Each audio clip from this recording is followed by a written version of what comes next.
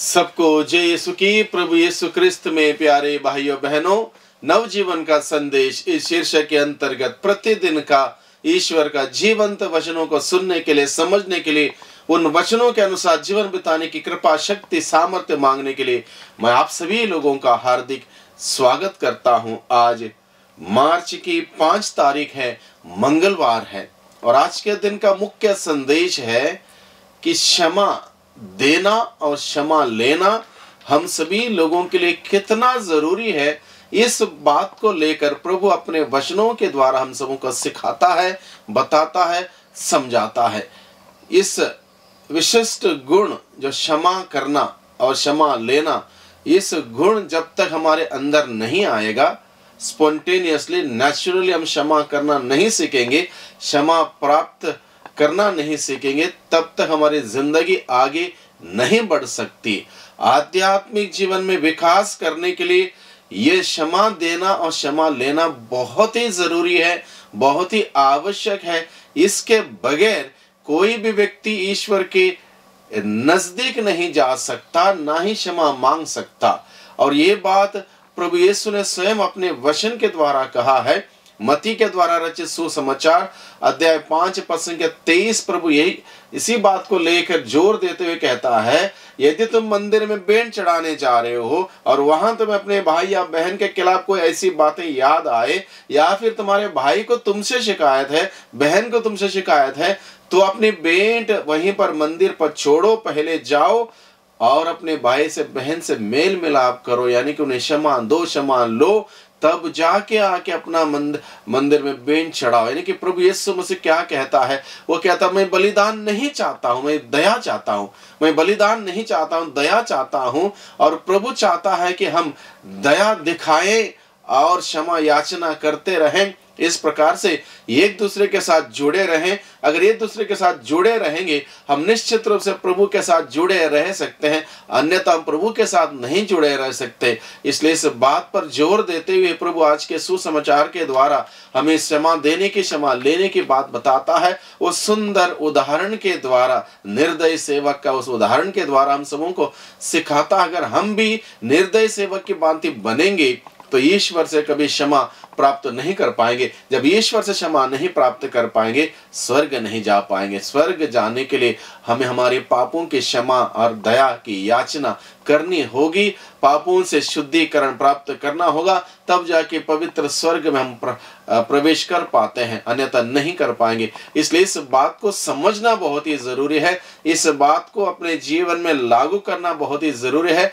इसके अनुसार जीना बहुत ही जरूरी है, अन्यथा हम लोग ईश्वर के साथ ताल्लुकात नहीं रख सकते, उससे मुलाकात नहीं कर सकते। इसलिए आज के इस वचनों को, आज के संदेश को हम बड़े गहराई से व्यक्तिगत रूप से प्रार्थना में जाते हुए, प्रभु का वचन पढ़ते हुए, मनन चिंतन करते हुए समझने की चेष्टा करें, प्रयास करें। जैसे कि आज के पहले पार्ट में जो दानियल के ग्रंथ से लिया गया है, उसमें ये मुख्य विषय ये बताया गया है, हमारा पश्चातापी हृदय और हमारा विनम्र मन तुझे ग्राही हो। यानी कि हमारा पश्चाताप हृदय और हमारा विनम्र मन प्रभु तुझे स्वीकार हो, तुझे ग्राही हो, अन्यथा हम घमंडी बनकर, अहंकारी बनकर, निर्दयी बनकर प्रभु के सामने दया की याचना करने नहीं जा सकते। ये बात बहुत ही स्पष्ट किया आज के पहले पाठ में। और सुसमाचार में प्रभु हम सबों को बताता है, पेतरुस ने पास आकर ईसा से कहा, प्रभु यदि मेरा भाई मेरे विरुद्ध अपराध करता जाए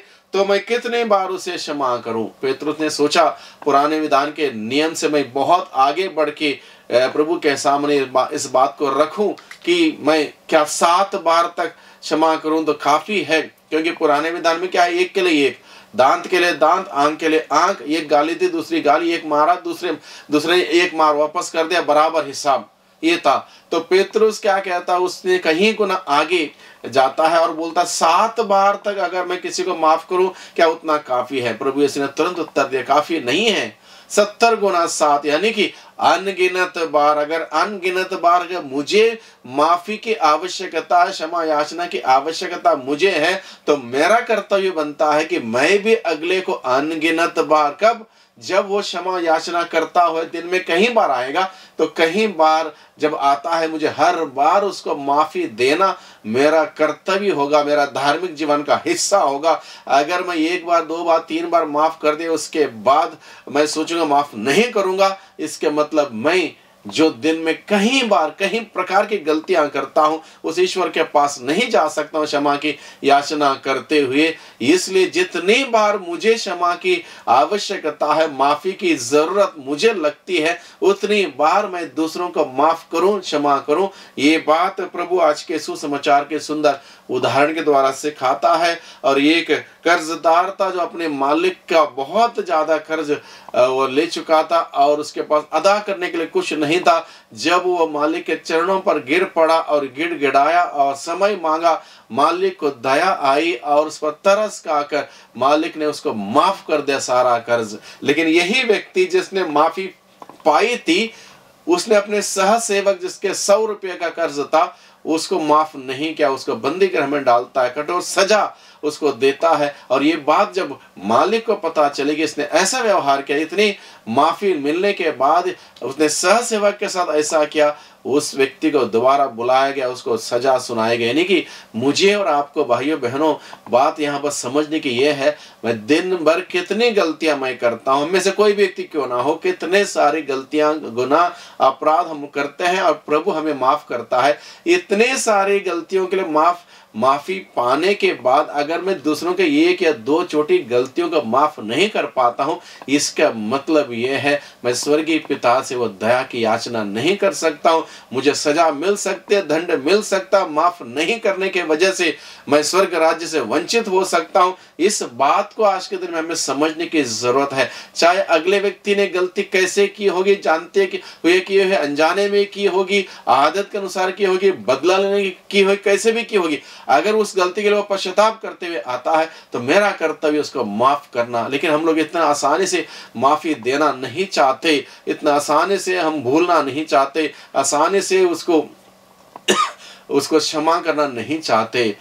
इसी बात को हम अपने जीवन पर लागू करें। कितनी बड़ी बड़ी गलतियां, कितनी बार वही पुरानी गलतियों को दोहराते हम रहते हैं और वो ईश्वर हमें कितनी बार माफ करता, हर दिन लगभग कितने ही बार वो माफ करता। इसलिए मुझे दूसरों को माफ करना, माफी देना और माफी लेना, इस बात को अगर मैं सीख जाऊं, मैं अपने आध्यात्मिक जीवन में आगे बढ़ पाऊंगा, आध्यात्मिक जीवन में ग्रोथ कर पाऊंगा। अन्यथा मैं आध्यात्मिक जीवन में ग्रोथ नहीं करूंगा, आगे नहीं बढ़ूंगा और इस प्रकार का आगे नहीं बढ़ूंगा तो मैं स्वर्ग राज्य के सुख से वंचित हो सकता हूं। वही बात आज के दिन में प्रभु हमें सिखाता। इसलिए माफी देना, माफी लेना कितना आवश्यक, इस बात को समझे। प्रभु ने इस बात को अपने प्रार्थना के द्वारा भी हमें सिखाया। जैसे मैंने अपने अपराधियों को क्षमा किया, हे पिता तू मुझे क्षमा कर, यानी कि मैंने अपने अपराधियों को क्षमा नहीं किया, तू भी मुझे क्षमा मत कर। इसका अर्थ ये हुआ, यानी कि अगर हम पिता के पास जाके प्रार्थना करते हैं इस कंडीशन के साथ,